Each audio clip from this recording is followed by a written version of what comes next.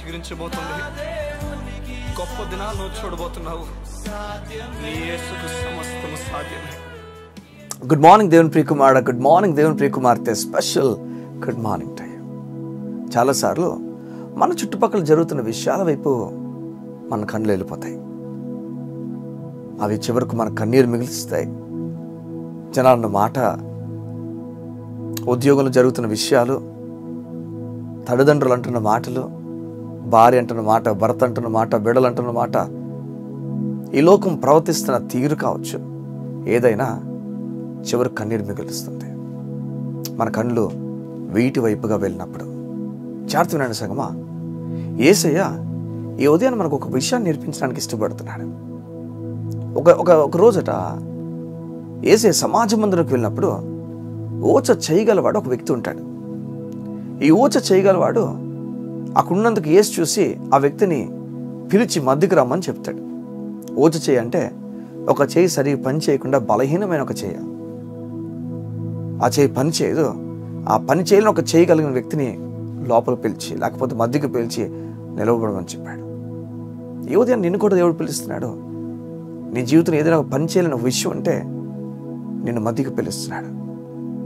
నిన్ను ఆయన దగ్గర రమ్మని కోరుతున్నాడు. నువ్వు మొహమాటం మీద ఇబ్బంది పడుతూ ఆయన చెప్పిన మాటకు లోబడి నువ్వు రాకపోతే నేను చెప్పను, నువ్వేం కోల్పోతావో ఆయన చూసి స్వస్థత నువ్వు కోల్పోతావు. చుట్టూ ఎంతోమంది ఉన్నారు, చుట్టూ ఎంతోమంది చూస్తున్నారు వాడిని. ఆ ఓచ చేయగలవాడిని అందరూ చూస్తున్నారు. ఓచ చేయగలవాడు అలా కూర్చున్న ప్రదేశం నుంచి లేచి ఎవరేమనుకున్నా ఏది పట్టించుకోకుండా యేసు ముందుకు వచ్చి నిలబడిపోయాడు. మనం జనాలు ఫోకస్ ఉంటాం చాలాసార్లు. ఎవరేమనుకుంటారో, ఎవరు నా పట్ల ఎలా ప్రవర్తిస్తున్నారు, మనకు వెనక ఎవరు మాట్లాడారో మనకు కావాలి, ముందు ఎవరు మాట్లాడారో మనకు కావాలి. మనం ఎప్పుడైతే ఈ లోకపు ఫోకస్డ్ ఉంటామో, జనాలు ఫోకస్డ్ ఉంటామో, మనకి ఇవ్వబడిన బిడ్డలను కూడా మనం సరిగ్గా చూసుకోలేం. మనకి ఇవ్వబడిన తల్లిదండ్రులు మనం సరిగ్గా చూసుకోలేం. ఎవరో మాట మన పట్ల పనిచేసేస్తుంది. చూడండి, వృద్ధుల తల్లిదండ్రులు నువ్వు కలిగి ఉంటే భాగ్యం అది. వారు నీ ప్రాయంను దాటిన వారు కదా. వారికంటూ నీ ప్రాయం ఒక దినం ఉండింది, అది దాటిన వారు. గుర్తుపెట్టుకోవాలి, తల్లిదండ్రులను సన్మానించడం అది భాగ్యం. అది దేవుడు మనకు చెప్పిన ఒక విషయం. దేవుడు మనల్ని తల్లిదండ్రులను సన్మానించమన్నాడు, మనకి ఇవ్వబడిన ఎల్డర్స్ని ప్రేమించమని చెప్పాడు. చాలామంది చెప్తారు, వారిని ఎందుకులే నువ్వు అంత కష్టపడి చూసుకోవడం, అంత కష్టపడాల్సిన పనిలే. చూడండి, చాలామంది చేస్తున్న తప్పు, వారిని వదిలేసి వేరొక ప్రాంతాలకు వెళ్ళిపోవడం. నాకు తెలియదు ఏ విషయాలు బట్టి వెళ్తారో, ఎలాంటి సందర్భాలు బట్టి వెళ్తారో నాకు తెలియదు, కానీ అవకాశం ఉన్న ప్రతిసారి కూడా వారికి మేలు చేయడానికి నిలబడు. దేవుడు మన తల్లిదండ్రులను, మనకిచ్చిన పెద్దల్ని చూసుకోమని చెప్పాడు ప్రతిసారి కూడా. ఈ లోకపు రీతిగా మనం వెళ్ళిపోవడం మంచిది కాదు. చూడ, ఒక మాట నేను చెప్తాను, దేవుడు ప్రతిదీ చూస్తున్నాడు. ప్రతిదీ చూసి దాని ప్రతిఫలాన్ని ఇస్తాడు మనకు. గుర్తుపెట్టుకోవాలి ఇప్పుడు కూడా. కనుక దేవుడు చెప్పిన మాట మీద ఫోకస్ ఉంచి వాటి మీద మన మనసు ఉంచగలిగితే మనం ఈ లోకంలో ఎలా బ్రతుకుని వెళ్తాం. ఎలాంటి బ్రతుకు మనం కలిగి ఉండాలో ఆ బ్రతుకు వైపు మన కళ్ళు వెళ్తాయి. చూడండి, జాగ్రత్త వినండి. యేసయ్య ఈ ఓచ చేయగలవాడు చెప్తాడు ఒక మాట, రా మధ్యకి వచ్చి నిలబడంటే మధ్యకి వచ్చి నిలబడతాడు. చుట్టూ అందరూ చూస్తున్నారు, ఎవరు ఏమనుకుంటారని కంగారు లేదు, భయం లేదు, ఇబ్బంది లేదు, నిలబడిపోయాడు మధ్యకి వచ్చి. అయితే ఇదొక పక్క అవుతుంటే కొందరు ఒక పక్క నుంచి మాట్లాడుకుంటారు, ఈ విశ్రాంతి దినాన వీడు స్వస్థపరుస్తాడా లేదా చూద్దాం. చూడండి, జీసస్ ఫోకస్ చూడండి. వాళ్ళు ఎవరు ఎన్ని మాటలు అనుకుంటున్నా, ఈ స్వస్థత ఆపాలని చెప్పి చూస్తున్నా, ఆయన ఎవరిని పట్టించుకోలే. ఆయన దేవుని పని మీద ఫోకస్ కలిగి ఉన్నవాడు. ఆయన పూర్తిగా దేవుని పని మీద ఫోకసే, ఆయనకు వేరొక ఆలోచన లేదు. చాలామంది పరిచర్లో ఎవరో అంటున్న మాటల మీద వారు ఆధారపడి వెళ్తారు. నా పరిచర్య బాగాలేదని, నీ పరిచర్య బాగాలేదని, వారింటి ఇలా చేస్తున్నారు, వీరింటి ఇలా చేస్తున్నారు. వారు ప్రతి ఒక్కరు కూడా వారు మాటల మీద వెళ్తారు. ఎవరితో ఎవరు పోల్చుకోవాల్సిన పని లేదు.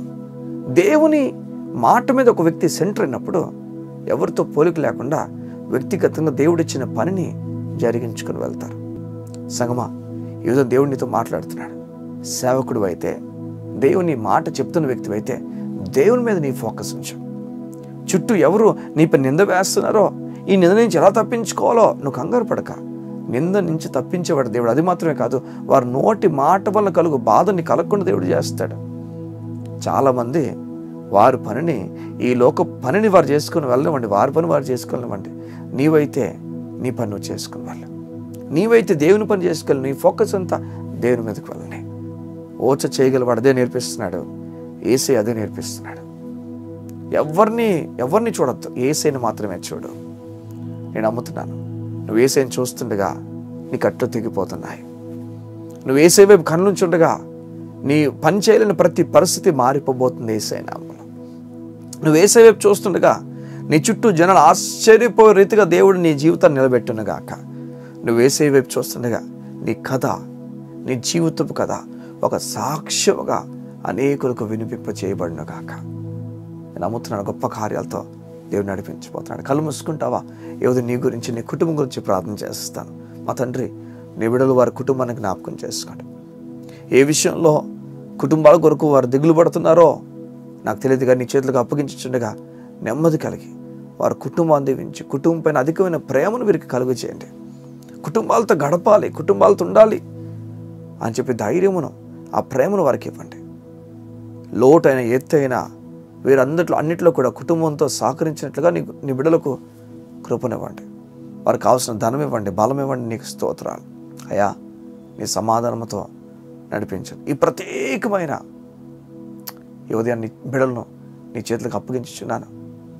నీ బిడ్డలకు కావాల్సిన అన్ని కూడా అనుగ్రహించి నడిపించగల దైవమా నీకు స్తోత్రాలు. దేంతో కూడా వీరు పోల్చుకోకుండా జీసస్ ఫోకస్డ్గా, యేసుని మాత్రం చూసే వ్యక్తులుగా, యేసు వైపే వారి కన్నుంచే వ్యక్తులుగా చేయండి. సమస్యల వైపు కాదు, నిందల అవమానాల వైపు కాదని వారికి ఉదయాన్ని తెలియజేస్తున్నావు. నీ మాట చేత ఆదరించమని అడుగుతూ యేసే నామం ప్రార్థించుచున్నాము తండ్రి. ఆమేన్, ఆమేన్, ఆమేన్. ఈ ఉదయాన్న దేవుడు నీతో మాట్లాడుతున్నాడు కదా, ఆ మాటను పట్టుకొని ముందుకు వెళ్ళాం. ఆ మాట ద్వారా నీ జీవితాన్ని కట్టుకో. God bless you. See you tomorrow.